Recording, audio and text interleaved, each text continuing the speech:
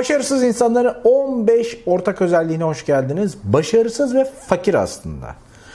Fakir kelimesi çok hakaret için kullanıldığından dolayı bana böyle biraz rahatsızlık verdiğinden başlıkta kullanmak istemedim ama asıl bu videonun başlığını şöyle atmak isterdim. Başarısız ve fakir veya başarısız veya fakir insanların 15 hatası. Bu 15'ini mutlaka yapıyorlardır. Hadi en azından 10'unu. Ne yaparsanız başarısız ve fakir olursunuz. İlk önce onu göreceğiz bu videoda. Sonrasında size küçük tavsiyelerim olacak. Eğer hazırsanız gelin bir görelim. Siz neden o kadar televizyon izliyorsunuz? Siz neden o kadar az duş alıyorsunuz ve o kadar parayı hiç farkında olmadan nereye harcıyorsunuz?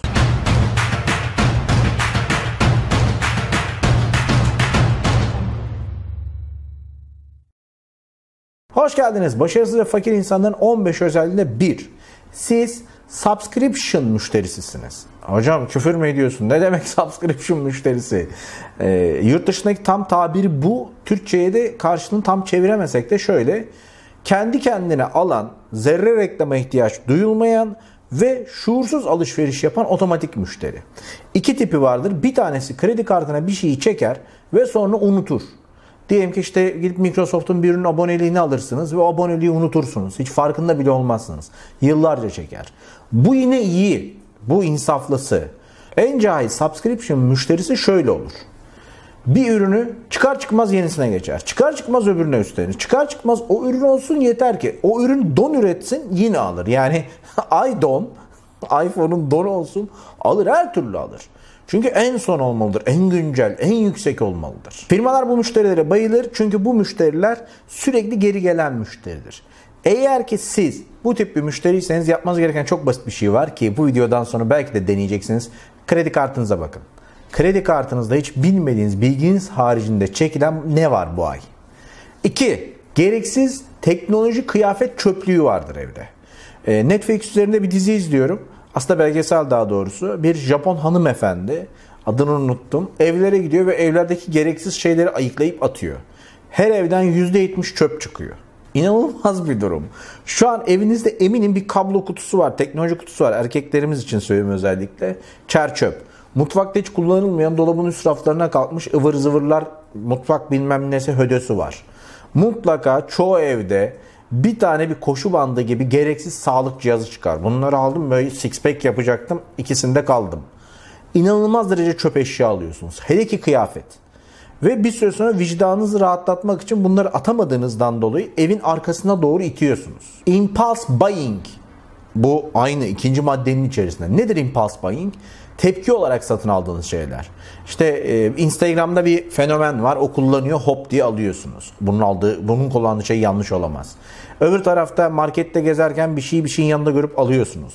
Televizyonda bir çok Nicer vardı bir ara. Acayip kazıkladılar ülkeye onu.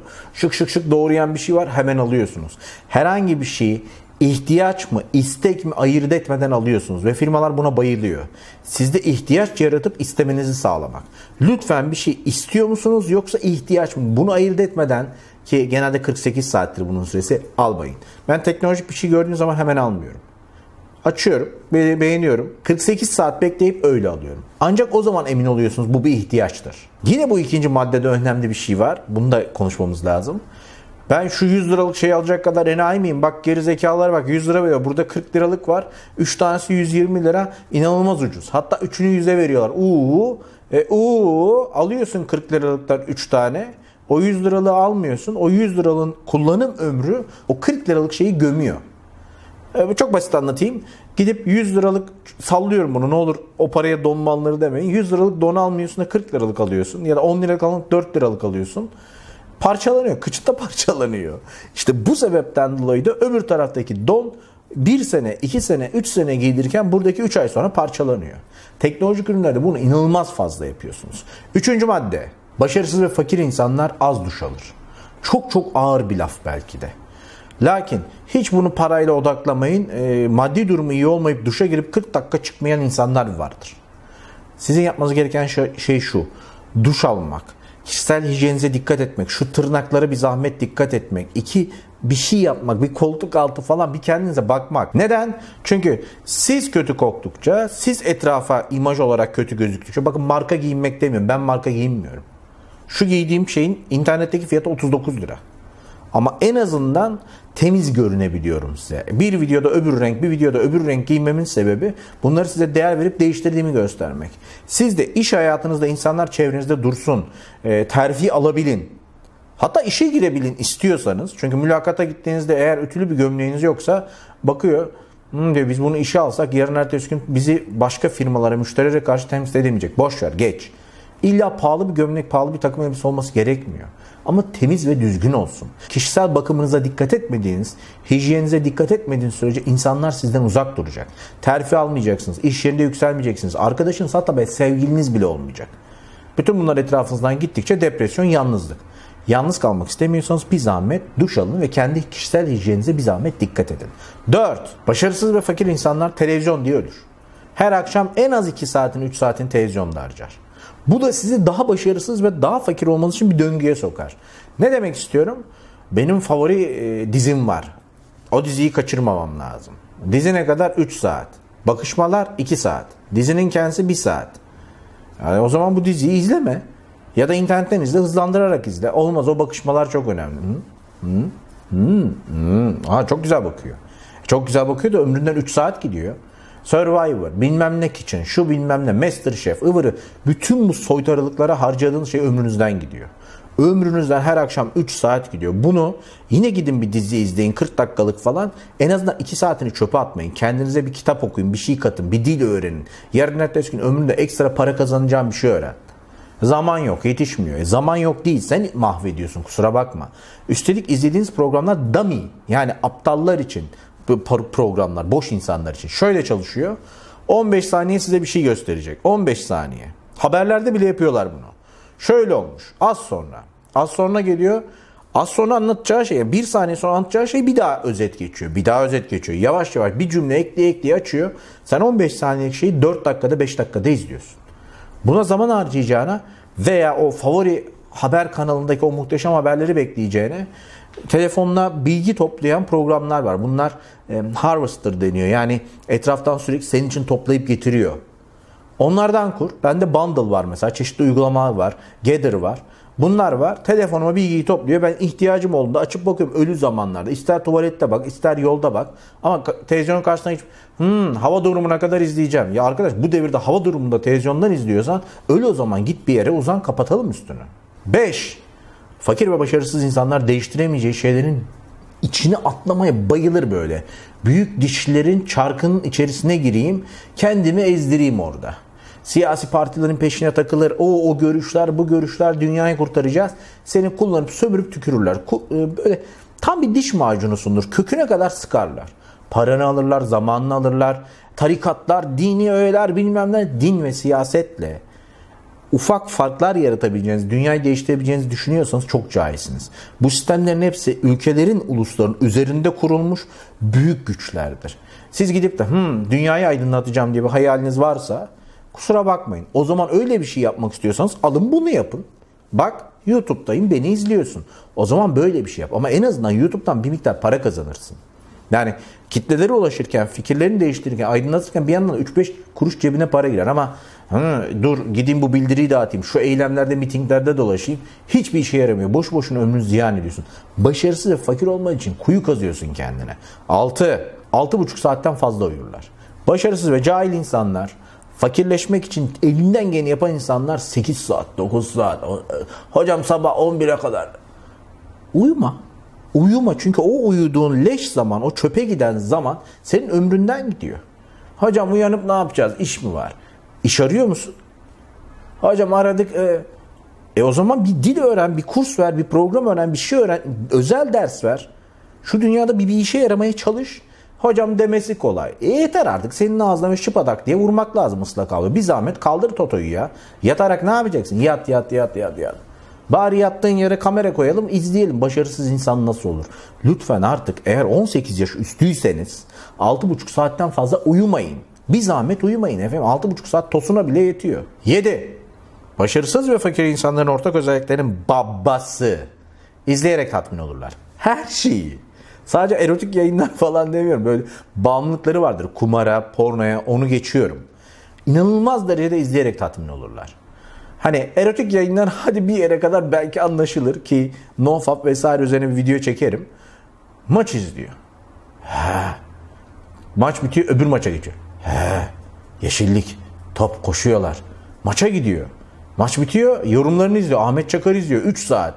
Erman Toroğlu 4 saat. Yorumcuları biliyor, her şeyi. Sorsan 5 sezon önce atılan goller, transferler, bütün datalar var elinde. Çünkü onu izleyerek tatmin oluyor. Kendisi totoyu kaldırıp bir spor yapmıyor. Ben bile tombik olmama rağmen en azından yürüyorum, koşuyorum, bir şeyler yapabiliyorum kendimce. En ötesi.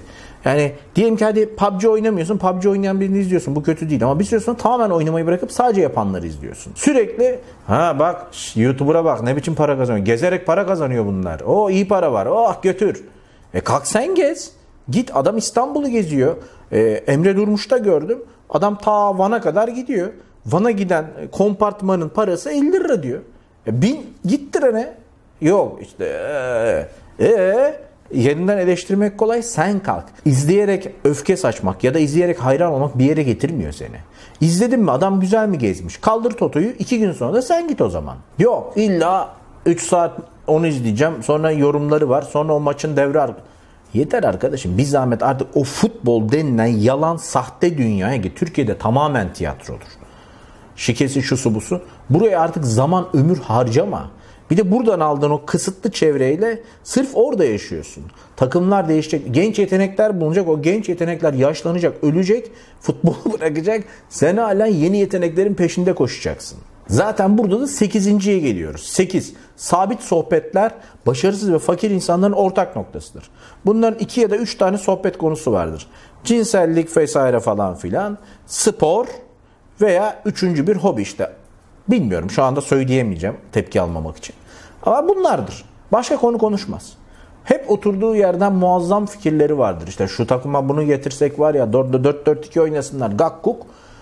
İşin kötüsü o hep aynı sabit fikirleri ve sohbetleri yaptığı için de o çevrenin dışına çıkmaz. Burada bir şeyler oluyordur. Başarılı insanlar bir araya geliyor. Sohbet ediyor. Biz seninki 0 uygulamasını yaptık. Duruyor. Hem Android olarak var hem de iOS için var.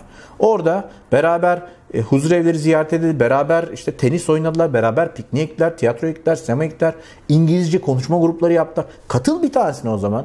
YouTube'daki bütün diğer YouTuber'lardan farklı olarak benim farkım şu. İngilizce öğren dediğim zaman, İspanyolca öğren dediğim zaman, Rusça, Arapça öğrendiğim kanalda var. Buluşun dediğim zaman, kültürlü insanları bulun dediğim zaman onda uygulamasını yaptım. Hepsi bedava. Yok ama o farklı bir alana girmeyecek. İlla o kahvede böyle ölecek. Özür dilerim ama sen o niş tek bir alanda illa kalıyorsan kahvedeki Rahmi dayıdan bir farkın yok. Rahmi dayı ölüyor. Cenazesi kahveden kalkıyor. Elinde çift okey.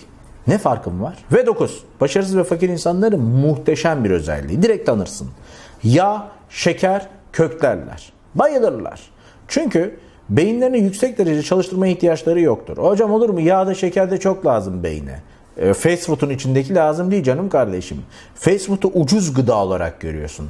İlk 30 yıl, bu İngiltere araştırması, ilk 30 yıl boyunca fast food'la beslenen yağla, şekerle, böyle zararlı maddelerle beslenen insanlar sonraki 30 yılda sağlık tedavileri için, sağlık giderleri için normal sağlıklı beslenmeye harcamadıkları parayı orada harcıyorlar. Kendini kanser ediyorsun, ondan sonra ben nasıl kanser oldum? 10. Başarısız insanların ve fakir insanların ortak özelliği efendim, suçu başkalarına atarlar. Hep öğretmen takmıştır. Hiç sınıftaki diğer öğrencilerin başarılı olmasıyla kendi olmaması arasındaki fark hep öğretmenin ona takmasıdır. Patron ona takmıştır. Patron onu terfi ettirmiyordur. Öbürleri hep yalakadır. İstifa et o zaman. Hadi istifa et. O kadar başarılı, zeki, parlak bir elemansan seni alacak bir sürü yer var. Git orada işe gir. Sevgilisi onu terk eder. Beni anlamadı. Hadi seni anlayacak birini bul o zaman. Birisi de seni sevsin. En azından kedi köpeği seven birisi seni de sever illaki. Klasik şikayet. Bu parasızlık var ya, sistemin sorunu. Sistem ona takıyor. Bütün zaten dünya onu izliyor. Diyor ki bu fakir kalsın, başarısız kalsın. Ama ek bir iş falan, yatayım ben, uyuyayım 11'lere kadar. Ve 11. Başarısız insanlar para biriktirmez. Hep bir sonraki ayın parasını harcarlar. Hatta 2 sonraki. Hatta devletimiz o kadar mantıklı hamleler yapar ki 36 ay kredi çek, tatile git der. Bu da çeker. Der ki devlet bizi düşündü. Ya deli misin sen? 36 ay takside tatile mi gidilir? Gideceğin şurada 10 gün taş çatlasın. Hadi 15 olsun. 3 yıl boyunca parasını ödeyeceksin. Hadi devlet seni gaza getirdi. Sen niye uyuyorsun? Başarısız insanlar fakirleşmeye doğru nasıl evrilirler biliyor musunuz? Olmayan harcarlar. Bunların daha kötüleri var. Sürekli daha da öteye gidiyor. Bağımlılıkları var. Zaten bir sonraki maddede bu 12. Bağımlılıklarına, sigaraya, kumara para ödüyorlar, içkiye para ödüyorlar deli gibi. İnsan bağımlılıkları, onu sömüren, harikasın, muhteşemsin deyip parasını tırtıklayanlar var. Şans oyunlarına halen bu ülkede para kaptırıyorsanız kusura bakmayın, bu sizin fakir ve başarısız olmanızın ana sebebi. İnanıyor musunuz gerçekten bir şans oyundan zengin olacağınıza? 12. Plansız ve bakamayacağın çocuk yapmak. Hele ki sayısı. Evet, birileri size 3 çocuk yapın, 5 yapın, üreyin diyordur. Ama Moğolların devri bitti, kusura bakmayın, nüfusla hiçbir şey yapamıyorsun. Üstelik en büyük sıkıntı şu, he yapın diyenler yarın ertesi gün o 3 çocuk büyüdüğü zaman ortada olmayacaklar. Ve siz 3 çocuğun hayatını planlayamıyorsanız bu sizin başarısız ve cahil olmanızı öteye götürüp yarın ertesi gün çocuğunuzun da hayatını başarısızlığa götürecek. Ben Allah'a çok şükür maddi durumum kötü değil. Bir tane evladım var ve bir tane evladımın hayatını doğru düzgün planlayabilmek için bile kaygılarım var. Orada bakıyorum maddi durumu çok kötü. 3 tane çocuk yapmış, 4 tane çocuk yapmış. Ya bunların geleceğini planlamakla yükümlüsün. Her insan ana babasından ziyade çocuğuna yükümlüdür. Ve sen o çocuğun geleceğini planlamıyorsan sen de bir maddi güçlüğün içerisine düşersin. O çocuk da düşer. Yani senin üstündeki başarısızlık ve fakirlik bir lanet olarak görüyorsan çocuğuna aktarıyorsun. Ya bir tane yap, becerebiliyorsan 2'yi 3'ü yaparsın. Yok, Allah kısmetini verir. Ya Rabbim illa kısmetini verir de sen niye zorluyorsun bu kadar şansını? Ve sondan 2. madde, çevren kadar başarılı, bilgili ya da zenginsindir. Çevrende nasıl insanlar varsa onlar gibi olursun. Onlar seni yukarıya çeker ya da aşağıya iter. Tek başına birinin seni kurtarmasını zaten bekleme, ama çevrende kültürlü, bilgili insanlar varsa, ki işte o yüzden buluşma gruplarını size ayarlıyoruz. Çevrende böyle insanlar varsa sen de onlarla konuşmak için daha kaliteli bir insan olmaya çabalarsın. Onlar sana çeşitli iş ağları, sohbet ağları kurar ve oradan tanıdıklı iş yapabilirsin. Ama sen inadına gidip de hep aynı çevrede kalıyorsun. O zaman hiç sorma ben niye başarısızım diye. Ve sonuncusu. Fakir ve başarısız insanların sabit, saçma önyargı ve fikirleri vardır. 1. Bu önyargı ve fikirlerden birincisi. Ya zaman olsa var ya. Klasik hataları. 2. Zenginlere bakar. Bunların hepsi şerefsiz. Bunların hepsi şansa öyle zengin olmuş. Onlarki şans bende olsa. Ya arkadaş, bugün Nusret'ten, tamam belki çok ideal, mükemmel bir insan değil ama Nusret'ten nefret eden insan var. Geçen gün gördüm, bir gecelik kazancını Lübnan'a bağışlamış. Bunun altına küfür geliyor. Bu kadar para mı kazanılır? Haram para bilmem ne. Ya bu adam kendi tırnakları kazıya bir yere gelmiş. Sev ya da sevme. Zengin olmasından niye nefret ediyorsun ki? Bir diğer avuntusu. O kadar param olacağına var ya. O kadar paran olsun istiyorsun. O kadar başarılı olmak istiyorsun. Oraya çamur atarak olmaz bu iş. Başarısız ve fakir insanların son avuntusu. İt gibi çalışıyorum, olmuyor. İt gibi çalışıyorsun ama belki de it gibi çalışmanın %80'ini it gibi çalışmaya devam edip it gibi çalışmanın %20'sinde gelişmeye ayırabilirsin. Ne olur işte Nusret gibi çeşitli insanların başarı hikayelerine bak. Herkes babasından zengin olmadı. Benim babam zengin değildi, trilyader değildi. İyi kötü başarılıysam ben de it gibi çalıştım. Ama it gibi çalışmayı sadece bedenen çalışmaya ayırmadım. Kafaya da yatırım yaptım. Umarım bir adım öteye geçersiniz. +1 için çalışın. Çünkü o +1'leri topladığın zaman senede +365 yapıyor. Bir sonraki videoda görüşmek üzere. Siz de aşağıya yazın lütfen. Başarısızlığın formülü nedir? Garanti başarısız insan nasıl olur?